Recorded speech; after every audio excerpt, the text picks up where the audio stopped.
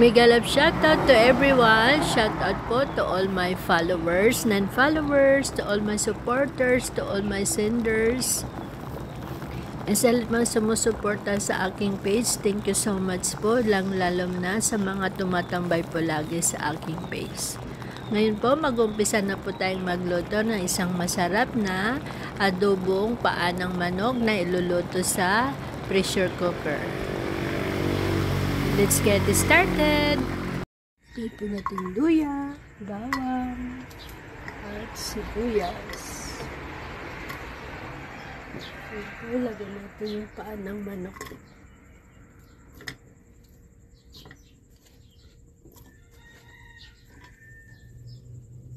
Lagyan po natin ng luya, bawang, laurel po, daon ng laurel, at saka sibuyas. Yan. Tapos, lagyan na natin ng paminta. Nailagay ko na po yung brown sugar guys. Diyan guys. At isang sandok na soy sauce. Tapos, isang sandok pa po. Yan.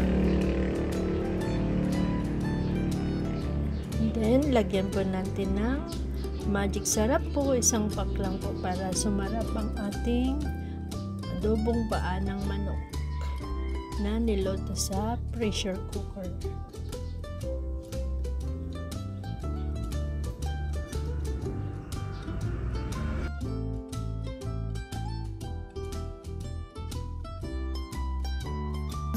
Kunting tubig lang po.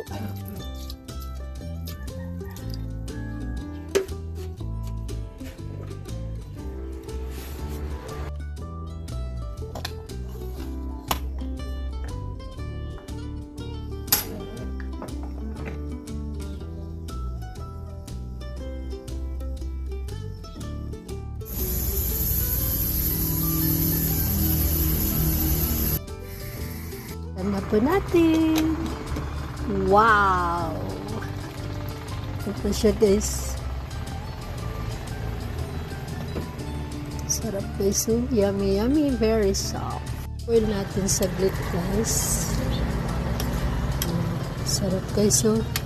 Lambot na yung chicken feet natin. Okay, hope you like our recipe. Thank you for watching and please don't forget to follow for more. Bye!